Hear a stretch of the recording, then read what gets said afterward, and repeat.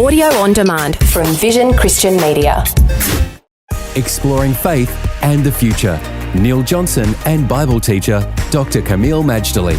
We're talking about Europe and the way that Christianity expanded into Europe and the formation of new Bible lands, not just Middle Eastern lands, but now lands like Greece, Italy and Turkey. Kameel, when we talk about the expansion of Christianity into Europe, God was preparing in some way the soil where those seeds could be planted for an eventual mass harvest of Christians in Europe. Absolutely right, Neil. One of the miracles, if we can call it that, which it really is how receptive the Gentiles were to the gospel message. In fact, I think one of the greatest paradoxes of history, sacred and secular, is what we learn in John chapter 1. Jesus Christ came to his own, meaning the Jewish people, and his own received him not. That's, I think, John chapter 1, verse 11. Verse 12 says, but as many as received him, he gave power to become the sons of God. What the irony is, the people who were waiting for Messiah, only the minority recognized him.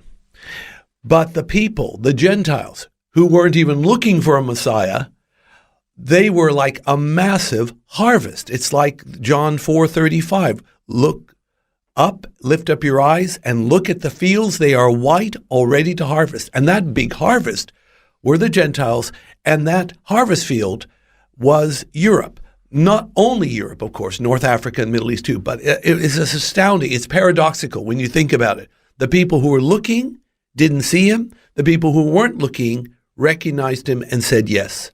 That's the Jew and Gentile.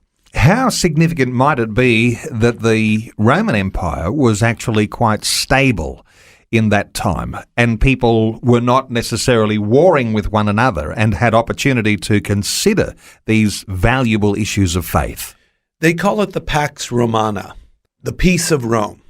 And yes, Rome was stable as long as you submitted to Rome, paid your taxes, and didn't cause any trouble. They pretty much left you alone. That helped. The road system in Rome helped. But remember, there was something else. It was the translation of the Hebrew Bible, the Old Testament, from Hebrew itself, which was only known by Jewish people and maybe a few of their neighbors, into Greek. And Greek was the international language of the ancient world, just as English is the international language of our world.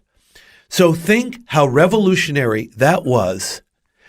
3 centuries before Christ, the Word of God is now available in the language that pretty much anyone could understand. When that happened, the seeds were planted in Gentiles to want to know more about the God of Abraham, Isaac, and Jacob. Eventually, these Gentiles would end up visiting synagogues because they recognized the superior moral, ethical, and spiritual qualities that the Jewish people had. And some of them came in and converted to Judaism. They were called the proselytes. And then there were those that came into the synagogue. They didn't convert, they didn't get circumcised, but they were really attracted. And between the proselytes and what they call the God-fearers, those were the ones that were the ripe, ready harvest for the gospel. Faith and the Future with Neil Johnson and Dr. Kameel Majdali from Teach All Nations. For more from Dr. Majdali, including books and DVDs on prophecy, Bible commentaries, plus today's and other episodes of Faith and the Future, go to vision.org.au. Thanks for taking time to listen to this audio on demand from Vision Christian Media. To find out more about us, go to vision.org.au.